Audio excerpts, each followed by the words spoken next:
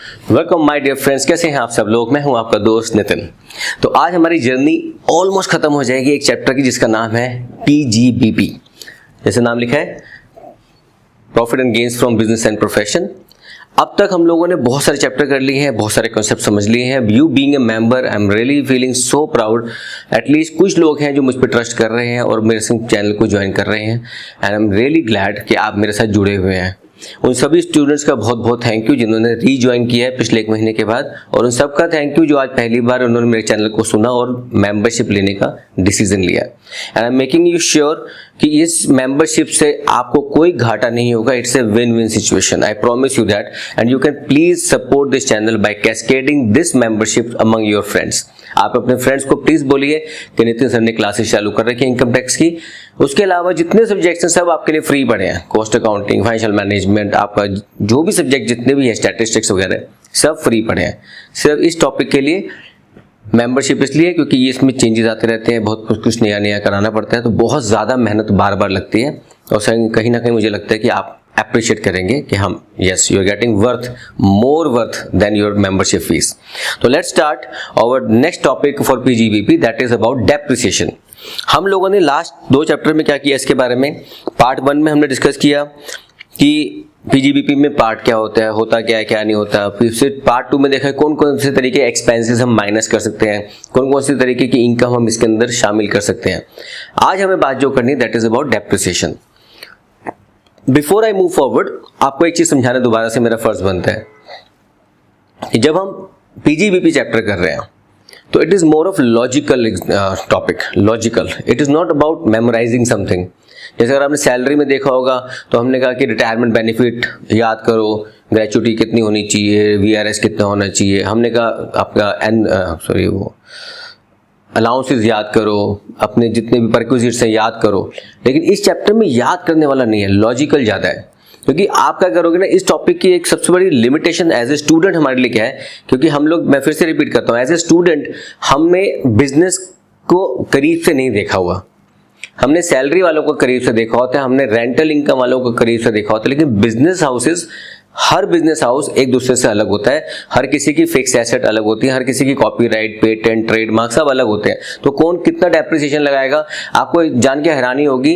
मतलब ये मैं पढ़ाने वाला नहीं हूँ, लेकिन आपको पता होना चाहिए। सपोज एक मशीनरी है, एक मशीनरी आपने ली कि मशीनरी पर डेप्रिसिएशन कितना लगाओगे, हमने कहा 15%, चलो लगा लो 15%। लेकिन अगर यही मशीनरी आपकी फैक्ट्री के अंदर पानी में खड़ी है, मतलब सोचो, मतलब किसी भी जगह आप कहाँ पे मोल्डिंग कर सकते हो, अगर यही मशीनरी पानी में खड़ी है तो डेप्रिसिएशन रेट बढ़ जाएगा क्योंकि उसके ऊपर रस्टिंग ज्यादा होगी। तो this will totally vary from company to company कि कितना डेप्रिसिएशन किस पे हम लगाएंगे, कितना नहीं। तो आज का टॉपिक हम डिस्कशन करेंगे अबाउट दिस टॉपिक, और I will take you from the beginning. और फिर से मैं रिकमेंड करूंगा, ये बुक का लिंक आपको दे रखा है। कुछ बच्चों ने मुझे लिखा कि हमने खरीद ली है, नहीं खरीदी, खरीद लो। देखो ये मत सोचो, मेरी बेटी की फोटो आ गई इस पे, सॉरी। तो ये मत सोचो कि यार मैं प्रमोशन कर रहा हूँ। प्रमोशन इसलिए कर रहा हूँ क्योंकि मेरे को नोट्स देने का टाइम नहीं मिल रहा। तो मेरे पास जो बुक्स मुझे अच्छी, जिसको मैं रेफर कर रहा हूँ, मैं आपको रेफर कर रहा हूँ। और जब तक ये वीडियोज रहेंगी तब तक ये बुक ही चलती रहेगी ना, तो खरीद लो, कोई दिक्कत नहीं है। बाकी कंसेप्ट यहाँ से समझ लो, पढ़ कहीं से भी लो, चॉइस इज योर्स। तो let's start. Depreciation and investment allowances. Allowance मतलब क्या अलाउड है आपको, अपनी बुक्स में आप क्या क्या चार्ज कर सकते हो, दैट इज कॉल्ड अलाउंस। ये अलाउंस सैलरी वाला अलाउंस नहीं है। This chapter is depreciation and investment allowance. Investment मतलब जो आपने मशीनरी खरीदी उसको इन्वेस्टमेंट कहते हैं, लैंड खरीदी, बिल्डिंग खरीदी, वो भी इन्वेस्टमेंट है आपकी। What is depreciation? अब डेप्रिसिएशन वैसे आप लोगों को पता ही है, वैसे मैं सिंपल टर्म में बताता हूं कि depreciation is nothing but decrease in the value of fixed assets. Depreciation होता क्या है, किसी भी फिक्स एसेट की वैल्यू में जो कमी आती है। क्यों आती है, वो तो अकाउंटिंग डेफिनेशन है, जैसे वियर एंड टियर, आपने इसको यूज किया है, टाइम बीत गया बहुत सारा उसके ऊपर, या फिर उसको कहते हैं ना कि थोड़ी टूट फूट हो गई, यूसेज हो गया, रेगुलर यूसेज आपने किया है, तो ये सब चीजें उससे क्या, उसकी वैल्यू धीरे धीरे कम हो जाती है। तो sir is it applicable for land also? The answer is no. Land के केस में डेप्रिसिएशन हम एप्लीकेबल नहीं मानते हैं, उसके ऊपर बनी हुई बिल्डिंग पे मानते हैं, उसके अंदर रखी हुई मशीनरी पे मानते हैं, लेकिन लैंड पे नहीं मानते। तो depreciation means a decrease in the value of asset by wear and tear caused by their use in the business over a period of time. Its cost is spread over its anticipated life. अब आपने अगर 2024 में कोई machinery खरीदी, तो machinery आपने खरीदी suppose 20 lakh रुपए की। अब 20 लाख की मशीनरी खरीदी तो it is a capital expenditure. अब देखो ये कैपिटल एक्सपेंडिचर है, तो capital expenditure can never be treated as an expense. लेकिन खर्चा तो हो गया ना, तो उसकी कॉस्ट को हम आने वाले कुछ सालों में, हमें लगता है कि ये मशीनरी कितने साल चलेगी, तो हमने कहा इसकी एस्टिमेटेड लाइफ है 10 साल। आप ये मत सोचना कि सर इतनी बारीकी से क्यों समझा रहे हो। यार हम में से बहुत सारे स्टूडेंट हैं जो मेरे जैसे हैं। मेरे जैसे स्टूडेंट मतलब मुझे भी बहुत टाइम बाद समझ आता था प्रैक्टिकली इसका मीनिंग क्या चलता है। 11th कर ली, 12th कर ली, सब कुछ कर लिया, बीकॉम कर लिया, सब कुछ कर लिया, टैक्स जब आया ना समझ आया डेप्रिसिएशन का मीनिंग क्या होता है, फिर समझ आया अरे यार ये होता था। ठीक है, तो इसलिए ये मत सोचते हैं कि शुरू से क्यों करा रहा हूँ। अब 10 साल के अंदर मुझे इसकी वैल्यू को कवर करना है, मतलब ये मैं दिखा सकता हूँ एज एन एक्सपेंस, लेकिन एक साथ नहीं दिखा सकता। मैं इसको एज ए कैपिटल एक्सपेंडिचर नहीं दिखा सकता, मुझे इसके ऊपर डेप्रिसिएशन चार्ज करना पड़ेगा। डेप्रिसिएशन एक्सपेंस मैं दिखा सकता हूं ओवर इट्स एस्टिमेटेड लाइफ। एक वर्ड में बीच में खो गया, स्प्रेड ओवर। स्प्रेड ओवर का मतलब इसको फैला दो, इसकी कॉस्ट को। कैसे फैलाओगे कि हर साल कुछ डेप्रिसिएशन आप चार्ज करोगे, हर साल इसकी वैल्यू कुछ कम करते चले जाओगे। तो हमने कहा सपोज इसके ऊपर डेप्रिसिएशन 10% है, तो 10% के हिसाब से हर साल 20 लाख का 10% कितना होगा, 2 लाख। तो 2 लाख 2 लाख 2 लाख 2 लाख 2 लाख 2 लाख 2 लाख 2 लाख आप कम करते चले जाओगे। ये कौन सा मेथड होता है, इसको बोलते थे स्ट्रेट लाइन मेथड। ठीक है, तो अभी हमने क्या समझा है कि डेप्रिसिएशन का मीनिंग क्या है, it is spread over it's estimated life. अब रिगार्डिंग डेप्रिसिएशन, एक सेकंड दोस्तों, सॉरी, रिगार्डिंग डेप्रिसिएशन आपको समझ में आना चाहिए कि एसेट कितने टाइप की होती है। जैसे बुक्स में लिखा है, मैं एज इट इज बुक को चला रहा हूं ताकि आप बाद में जब पढ़ोगे तो आपको क्लैरिटी रहे कि कहां से पढ़ रहे हैं। There are 2 types of assets which you have to consider. Number 1 is tangible asset, second is called intangible asset. Tangible asset मतलब जिसको हम छू सकते हैं, देख सकते हैं, महसूस कर सकते हैं, मतलब machinery, building, equipment, tools. Sir वो प्लग पाना और वो प्लास वगैरह, रेंच वगैरह सब, हाँ सब आपकी एसेट है, वो टेंजिबल एसेट। तो क्या कहते हैं, building, machinery, plant, furniture etcetera. Intangible assets जिसको हम देख नहीं सकते but they play a very very vital role in our company. Number 1 most important, goodwill. Goodwill ही नहीं होगी कंपनी की तो कोई हमसे सामान खरीदेगा क्यों, तुक्केबाजी चल नहीं रही है क्या जी, वो मैंने आपका थोड़ा सामान खरीद लिया, थोड़ा बेच दिया, नहीं। तो goodwill is the vital role to be played. तो नाम क्या आते हैं, पेटेंट। इसके बारे में अगर डाउट है तो मेरी एक वीडियो है, प्लीज चेक करना, फ्री में अवेलेबल है, सर्च करके उसका लिख देना कि intangible assets and tangible assets, उसका आपको सब मिल जाएगा। छोटी सी वीडियो है वो। Know how, patent, copyright, trademark, licence, franchisee, any other business और कमर्शियल राइट्स, ये हमारे राइट्स होते हैं, ये हमारी ऑब्लिगेशन नहीं है, ये हमारे राइट है। ऑन पेपर हमारे पास इसके राइट्स हैं, ये मेरा है, ये ट्रेडमार्क मेरा है, नितिन गोयल क्लासेस का ट्रेडमार्क नितिन गोयल का है, रजिस्टर्ड है ये, नोबडी कैन चैलेंज की मेरा है ये, नहीं, नितिन गोयल क्लासेस मेरा है, ये मैंने रजिस्टर करा रखा है। मैं यूज़ करूँ कब करूँ मुझे नहीं पता, फिलहाल तो मैं यूज़ करता नहीं, मैं कोई फ्रेंचाइजी नहीं खोल रखी, अपने सेंटर नहीं खोल रखे, कुछ नहीं कर रखा, लेकिन नितिन गोयल क्लासेस को मैंने रजिस्टर कर रखा है एज पर कंपनीज एक्ट, मैंने रजिस्ट्रेशन करा रखा है ट्रेडमार्क के अंदर और मेरा ट्रेडमार्क रजिस्टर्ड है, तो ये मेरा राइट है। लेकिन दिख रहा है कहीं कहीं मैं लिख रहा हूँ बड़ा बड़ा नितिन गोयल क्लासेस वगैरह, नहीं लिखता मैं, जो है वो मेरा है, मुझे पता है, ठीक है। Other assets such as investment, goodwill do not qualify for depreciation. हाँ, गुडविल को हम डेप्रिशिएट नहीं मानते। वैसे तो किसी भी इंटेंजिबल एसेट को हम डेप्रिसिएशन वर्ड यूज नहीं करते, उनको हम वर्ड यूज करते हैं एमोर्टाइजेशन। मैं लिख देता हूं आपके लिए, लेकिन हम इस चैप्टर के लिए उसको गुडविल ही बोलेंगे, एमोर्टाइजेशन। ये होता है इंटेंजिबल्स के लिए, लेकिन गुडविल को और इन्वेस्टमेंट्स को, जो हम मार्केट में शेयर्स वगैरह खरीदते हैं, म्यूचुअल फंड खरीदते हैं, एक्सेट्रा एक्सेट्रा, जो भी इन्वेस्टमेंट्स हैं, इनको हम डेप्रिसिएशन में शामिल दोनों को नहीं करेंगे। ये याद रखना, छोटी छोटी चीजें हम भूल जाते हैं बाद में। गुडविल वगैरह को हम डेप्रिसिएशन में शामिल नहीं करते। द टर्म प्लांट इंक्लूड्स, अब प्लांट में क्या आता है, प्लांट मशीनरी के हिसाब से प्लांट में आता है ships, vehicle, books, scientific apparatus, surgical equipments use for the purpose of business and profession, जो मैं अपने बिजनेस के लिए यूज करता हूँ। तो plant does not include animal, T bushes, buildings, furniture और फिटिंग। मतलब ऑफ कोर्स ये तो बिल्डिंग वगैरह का पार्ट है, फिटिंग है, फर्नीचर है, ये थोड़ी प्लांट होगा। प्लांट मतलब जहां पे हमारा सामान बन रहा है। Condition for allowance of depreciation. Now the condition is, what is the condition कि हम डेप्रिसिएशन को चार्ज कर सकते हैं। हम डेप्रिसिएशन को चार्ज कर पाए, इसकी दो कंडीशन बड़ी इंपॉर्टेंट है। Number 1, it should be owned by SSC. Sir पूरी की पूरी? नहीं, it can be partly also, it can be Holi also. पूरा का पूरा है तो उसका हो, या थोड़ा हिस्सा उसका जरूर होना चाहिए उसके अंदर एसएससी का। It should be use for business and profession only. Number 2, use for business और प्रोफेशन। कभी कभी होता है बिजनेस प्रोफेशन बीपी, है ना, जो बिजनेस प्रोफेशन करते हैं उसका बीपी वैसे बढ़ा रहता है 24 घंटे, हम क्या कर रहे हैं क्या नहीं कर रहे हैं, ठीक है। लेकिन ऐसा नहीं, बिजनेस नहीं करना है बिजनेस करो। Now comes next concept, block of assets. Block of assets क्या होती है?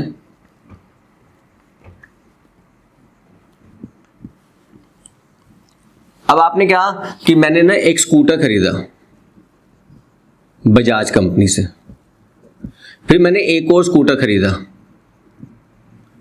LML से, ऐसे नाम पुराने याद है कोई बात नहीं। एक और स्कूटर खरीदा मैंने, वो मैंने हीरो का खरीद लिया, हीरो मोटो का।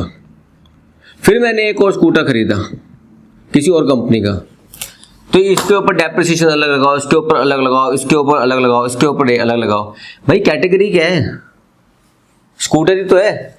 एक स्कूटर, 2 स्कूटर, 3 स्कूटर, 4 स्कूटर, तो कितने स्कूटर हो गए? 4। तो क्या हो गया ये? 4।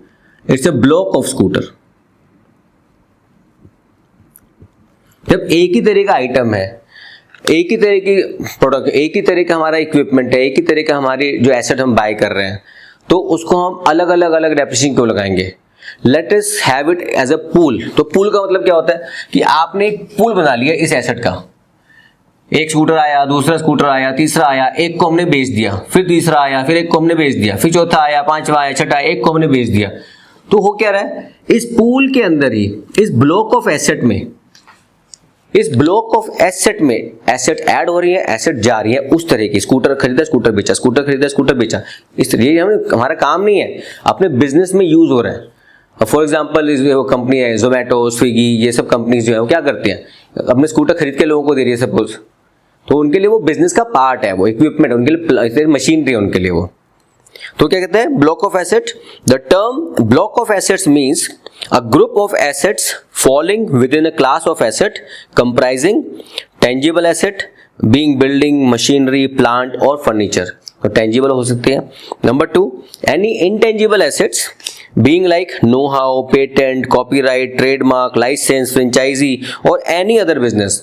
Suppose आज मैं एक बुक लिखता हूँ, उसमें मैंने लिया कॉपीराइट। मेरी एक बुक है मार्केट में, टेक अ स्टेप अहेड, उसका लिंक भी आप सर्च करोगे तो आपको मिल जाएगा, take a step ahead by Nitin Goyal, on Amazon वगैरह पे अवेलेबल है, नहीं तो मेरी ऐप पे भी है, उसका लिंक भी नीचे मैं देता रहता हूँ, आप चाहो तो उसको पढ़ो, ठीक है।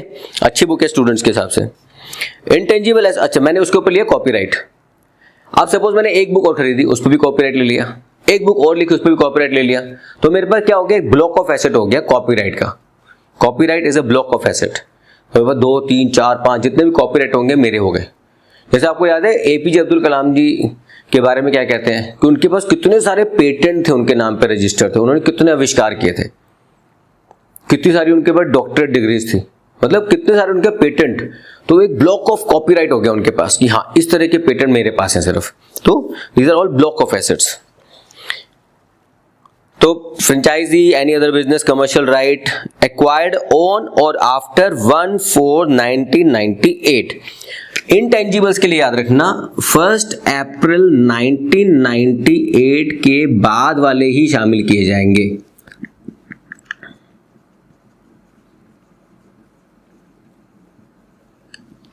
ठीक है, क्या चीज शामिल की जाएगी? Acquired rights of similar nature acquired on or after 1/4/1998। तो अगर ये इसके बाद है तो वो ब्लॉक ऑफ एसेट में आप शामिल कर सकते हो उनके हिसाब से, इंटेंजिबल्स के लिए। अब आते हैं डेप्रिसिएशन के मेथड क्या होते हैं। देखो पढ़ाने का तरीका तो बहुत सारा है, सिंपल याद रखने ना। पावर सेक्टर की अगर कंपनी है, अगर आपकी कंपनी पावर सेक्टर में इन्वॉल्व है, उसका काम है पावर सेक्टर का, तो आपको पता होगा कि जो मेथड है, 2 तरह के मेथड होते हैं हमारे पास। कौन कौन से होते हैं? दिमाग के घोड़े दौड़ाओ जल्दी से। वैसे अब तक आप आंसर निकाल चुके दिमाग से। पहला आंसर क्या है? Straight line method. दूसरा क्या है? WDV method. तो जो मेथड डेप्रिसिएशन के हैं वो दो है, एक है स्ट्रेट लाइन मेथड, एक है WDV method. Straight line method क्या होता है कि जो ओरिजिनल कॉस्ट पे आपने एक बार मेथड पे आपने चार्ज किया है सेम चलता रहेगा, it's like a straight line, हर साल वही चल रहा है। लेकिन WDV में क्या होता है, पहली बार ओरिजिनल कॉस्ट के ऊपर, दूसरी बार बचे प्राइस पे, फिर बचे हुए प्राइस पे, रिटर्न डाउन वैल्यू मेथड पे। तो उस केस में डेप्रिसिएशन हमारा ऐसे ना जाकर के ऐसे चले जाता है, तो डेप्रिसिएशन हर साल कम होता जाएगा क्योंकि वैल्यू आपकी कम होती जा रही है, उसके ऊपर डेप्रिसिएशन बचे हुए प्राइस पे। तो जो पावर सेक्टर की कंपनी है, सिर्फ पावर सेक्टर की, उसके ऊपर आपको यूज करना है स्ट्रेट लाइन मेथड। ये हमेशा याद रखना, कोई इसमें झोल झाल मत करना। तो उसके ऊपर स्ट्रेट लाइन। बाकी जितनी भी companies other than power sector है, अदर कंपनीज, उन सब पे आपको written down value method use करना है। ठीक है। So in case of assets of an undertaking engaged in generation or generations and distribution of power, depreciation may be claimed at the prescribed rates on the actual cost thereof, straight line method। तो ऐसे कोई भी company जो power related या power generation related work में काम करती है, तो उनकी जो भी एसेट्स होंगी वो स्ट्रेट लाइन मेथड पे ही चलेंगी। उसके अलावा जो भी होगा वो, या ब्लॉक ऑफ एसेट क्या कोई किसी भी कंपनी का होगा, वो रिटर्न डाउन वैल्यू मेथड पे होगा।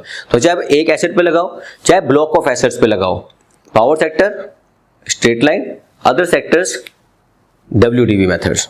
ठीक है। Assets acquired and put to use during the previous year, क्योंकि हमें याद है हम असेसमेंट ईयर प्रीवियस ईयर पढ़ रहे हैं, ये असेसमेंट ईयर है, ये हमारा प्रीवियस ईयर था। इस ईयर में कोई एसेट खरीदी तो उसके ऊपर डेप्रिसिएशन कैसे लगाओगे इस साल? वही रूल है, सेम है रूल, इसमें कोई दिक्कत नहीं है। In case of an asset acquired and put to use in the business during the previous year, only 50% of normal depreciation will be allowed. मतलब सर आपने पिछले साल खरीदी थी मैं एसेट, अब आपको मैं एग्जांपल लेके दिखता हूं। 1 अप्रैल 2024 को हमारा असेसमेंट ईयर चालू हो गया। ये 1 अप्रैल 2023 से हमारा प्रीवियस ईयर था। प्रीवियस ईयर में कहीं पे भी आपने एसेट खरीद ली तो अगले साल उसका डेप्रिसिएशन चार्ज होना चाहिए ना, अगले साल होगा। तो इस साल में हम डेप्रिसिएशन दिखा सकते हैं क्या? लॉजिकल। चलो, अगर सपोज मैंने जनवरी में एसेट खरीद ली थी, तो जनवरी में अगर एसेट मैंने खरीद ली थी पिछले साल, तो उसका डेप्रिसिएशन तो दिखाने दो 31 मार्च को। इसका डेप्रिसिएशन कितना दिखाऊंगा मैं? अब नॉर्मली अकाउंटिंग के हिसाब से चलोगे तो क्या होगा, हम कहेंगे सर इतने पीरियड का डेप्रिसिएशन निकाल दो, 8 महीने का, 6 महीने का, 5 महीने का, 3 महीने का। यहाँ खरीदी होगी तो 2 महीने का, यहाँ खरीदो 3 महीने का, अगर पहले खरीदी होगी 6 महीने, 7 महीने, जो भी है। इनकम टैक्स कहता है नहीं, आप देख लो कि जो भी डेप्रिसिएशन आपका चार्ज हो रहा है, जो भी डेप्रिसिएशन है, 50% is allowed as normal depreciation. जो भी डेप्रिसिएशन आपका निकलेगा उसके ऊपर 50% of normal depreciation is allowed for any asset acquired during previous year। ठीक है। तो पिछले साल खरीदी हुई एसेट में सिर्फ 50% डेप्रिसिएशन अलाउ किया जाएगा, पूरा डेप्रिसिएशन आप चार्ज नहीं कर सकते। Compulsory deduction of depreciation, the amount of depreciation shall be deducted in computed income whether or not SSC has claim the deduction in respect of depreciation. हमारा एसएससी आया, हमने कहा डेप्रिसिएशन दिखाओ, कहते नहीं सर मुझे डेप्रिसिएशन नहीं दिखाना। भैया दिखाना पड़ेगा। क्यों दिखाना पड़ेगा? कंपल्सरी है, करना ही पड़ेगा, नो एक्सक्यूज। सर मुझे नहीं दिखाना डेप्रिसिएशन, दिखाना ही पड़ेगा, कंपल्सरी है, इनकम टैक्स डिपार्टमेंट का रूल है, आपको दिखाना पड़ेगा। Motor car manufactured outside India, if a motor car manufactured outside India is required after 31 March 2001 and use for business profession, depreciation shall be allowed on such car. अगर आपने 31 मार्च 2001 के बाद कोई भी मोटर कार जो बाहर कंट्री में बनी हुई है, फॉरेन कार एक तरह से कह सकते हो आप, इंडिया में बनी है तो उसका सिस्टम आपका नॉर्मल चलेगा, लेकिन कोई गाड़ी बाहर बनी है आप लेकर आए हो तो उसके ऊपर डेप्रिसिएशन लगेगा चाहे ब्लॉक में चाहे नॉर्मल, लेकिन कैसे लगेगा? It will be allowed on such car only if it is required after 31 मार्च 2001। उससे पहले की कोई कार, रॉयल्स रॉयस वगैरह कुछ है, उस पर डेप्रिसिएशन नॉर्मल तरीके से आप नहीं लगा सकते इसमें। Depreciation allowances to SSC carrying in their business in lease और रेंटेड प्रीमाइसेस। सर ये बिल्डिंग ना मेरी नहीं है, मैंने लीज पे ले रखी है। ये प्रीमाइसेस मेरा नहीं है, मैंने लीज पे ले रखा है। मैंने रेंट पे नहीं लिया, मैंने लीज पे ले रखा है। रेंट का मतलब होता है हर महीने का रेंट है, 1 साल के बाद छोड़ दूंगा। लीज का मतलब होता है मैंने 5 साल के लिए बिल्डिंग ले ली, 10 साल के लिए ली, 15 साल के लिए ली।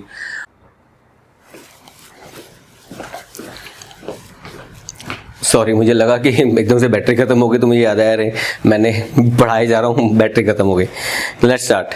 तो depreciation allowance to SSC carrying on their business in lease और रेंटेड प्रीमाइसेस। सर मेरे पास जो बिल्डिंग है मेरी खुद की नहीं है, मैंने लीज पे ले रखी है। तो सर याद रखिएगा कि no depreciation is allowed in respect of building taken on lease or rent and use for the business of profession, क्योंकि वो बिल्डिंग मेरे नाम पे नहीं है। पहली 2 कंडीशन क्या थी? पहली कंडीशन थी बिल्डिंग आपकी होनी चाहिए, या तो पूरी की पूरी या कुछ हिस्सा आपका होना चाहिए। लेकिन अगर वो आपकी बिल्डिंग नहीं है तो नहीं मानी जाएगी, तो आपकी बिल्डिंग ही नहीं मानी जाएगी, प्रीमाइसेस नहीं माना जाएगा, तो वो आपकी है। तो डेप्रिसिएशन किस बात का?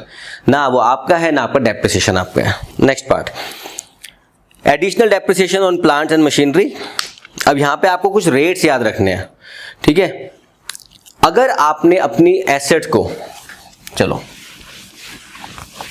देखो छोटे छोटे पॉइंट्स हैं, इसको प्लीज कहीं नोट्स बना के लिखते रहना, क्योंकि क्या होता है एज ए टीचर हम पढ़ा के बोर्ड से मिटा देते हैं, उसके बाद हम भूल जाते हैं हमने क्या लिखा था। वो आप रिवाइंड करके देख सकते हो। अब आपको देखना है रेट ऑफ डेप्रिसिएशन क्या चलाना है आपको एक फंडामेंटल चीज लिख रहा हूं और प्लीज ध्यान रखना उस चीज को। अगर कोई भी asset, if asset is used less than equal to 180 days, sorry, अगर आपके साल में कितने दिन होते हैं? 365 दिन। ये कवर में कर रहा हूं वो वाला पॉइंट जहां पे हमने कहा कि पिछले साल की एसेट है। तो अगर कोई भी एसेट आपने 180 दिन के तक या 180 दिन से पहले खरीदी है, यूज करी उतनी बस आपने, तो आपको उसके ऊपर सिर्फ 50% डेप्रिसिएशन अलाउड किया जाएगा असेसमेंट ईयर में। लेकिन if asset is used for more than 180 days, then charge full depreciation. क्योंकि ये क्या होता है कि छोटे छोटे पॉइंट्स थे उस समय याद नहीं रहते बताने, तो बाद में आप इसको नोट कर सकते हैं। अब आते हैं डेप्रिसिएशन के रेट के ऊपर। On new plant and machinery other than ships and aircraft which has been acquired and installed by SSC engaged in the business of manufacture or production of any article or things in a business of generation, transmission or distribution of power, additional depreciation shall be allowed at the rate of 20% or 10% if the asset is put to use for less than 180 days। मतलब अगर आप power sector में काम करते हो तो आपको additional depreciation आप चार्ज कर सकते हो अपनी एसेट्स के ऊपर एट द रेट ऑफ 20%। लेकिन अगर, ये रूल हमेशा याद रखना है, ये रूल हमेशा फॉलो करना है, लेकिन अगर लेस देन 180 डेज से आपने यूज करा है तो ये डेप्रिसिएशन रेट कितना हो जाएगा? 10%। ठीक है, ये पावर जनरेशन के लिए, सिर्फ पावर जनरेशन कंपनीज के लिए additional rate of depreciation. Additional depreciation shall be allowed if an SSC sets up an undertaking or enterprise for the manufacture or produce an article or thing after 31st March 2015। अगर आपने 30 मार्च 2015 के बाद 31 March 2015 के बाद अपना setup तैयार किया है तो उसके ऊपर भी एडिशनल डेप्रिसिएशन आप क्लेम कर सकते हो, उससे पहले वाले पर नहीं कर सकते। It should be set up in notified backward area of state of Andhra Pradesh और बिहार और तेलंगाना और वेस्ट बंगाल। तो आपको backward notified backward areas in 4 state पे देखना है। कौन कौन सा है? Andhra Pradesh, Bihar, Telangana and waste Bengal. ये 4 स्टेट आपके दिमाग में बिठा लो। कौन कौन सी? आंध्र प्रदेश, तेलंगाना, बिहार, वेस्ट बंगाल। इन चारों के अंदर अगर आपने सेटअप किया है तो ही एप्लीकेबल एडिशनल रेट मिलेगा, क्योंकि जितना डेप्रिसिएशन मिलेगा उतना प्रॉफिट कम होगा ना हमारा। तो हम आपको दे रहे हैं छूट। आपने सुना होगा ना, स्पेशल इकोनॉमिक जोन में अगर आप मशीन अपनी फैक्ट्री लगाते हो, कंपनी खोलते हो, तो आपको टैक्स में बेनिफिट मिलता है। सेम वे आपको ज़्यादा डेप्रिसिएशन भी अलाउ करेंगे अगर आप यहाँ पे अदर बैकवर्ड एरियाज में लगाते हो इन 4 स्टेट्स के अंदर। It should acquire and install any new machinery और plant after 31 March 2015 but before 1 April 2020। ये सारे पॉइंट आप प्लीज याद से दोबारा पढ़ के लिखना नोट्स बना के। ओके, इफ न्यू मशीनरी और प्लांट इज एक्वायर्ड, अच्छा, what is the rate of depreciation, additional rate of depreciation for other than this, other than, और 4 स्टेट कॉन्सेप्ट 31 मार्च 1995,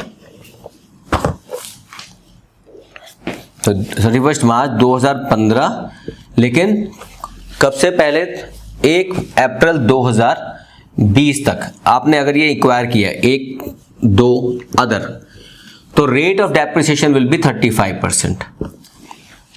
ठीक है, पावर के लिए 20%, बाकियों के लिए 35% तक अलाउड है। इफ न्यू मशीनरी और plant is required and put to use less than 180 days, देखो यहाँ पे वही रूल है, अगर लेस देन 180 डेज जाएगा तो इसका आधा कितना होता है 17.5%, हाफ, ये भी हाफ, देखो ये हाफ फुल। तो अगर आपका 80 दिन से कम ही किया है तो भाई डेफिनेटली आपको वो कम ही करना है, आपको डेप्रिसिएशन सारा नहीं कर सकते।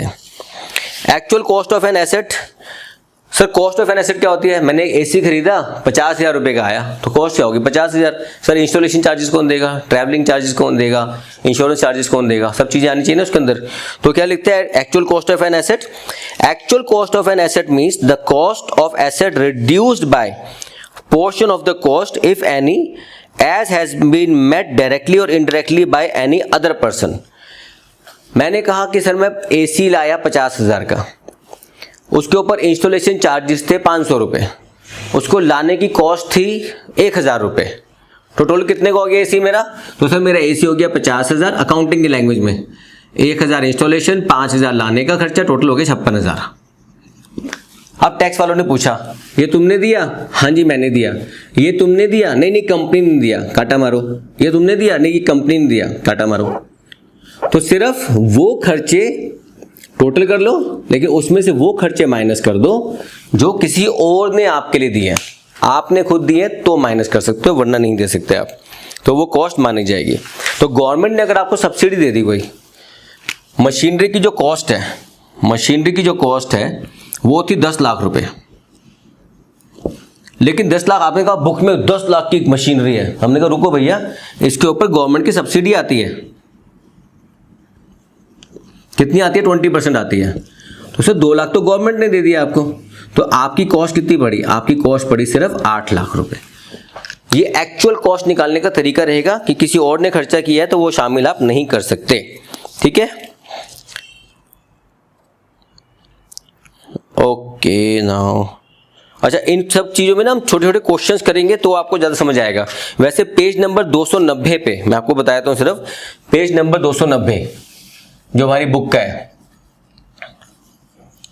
इसके ऊपर 2 पेज 290 291 नंबर पेज पे, 290 1991 पेज पे, जल्दबाजी 1991 बोला, 291 पेज पे आपको ब्लॉक ऑफ एसेट्स के नाम गिवन है, building, furniture, machinery, ships, intangible asset, इन सब के रेट गिवन है, और सारे के सारे रेट WDV पे हैं, कोई भी रेट स्टेट लाइन पे नहीं है, क्योंकि स्टेट लाइन पे चलेगा हमारा सिर्फ पावर सेक्टर के लिए।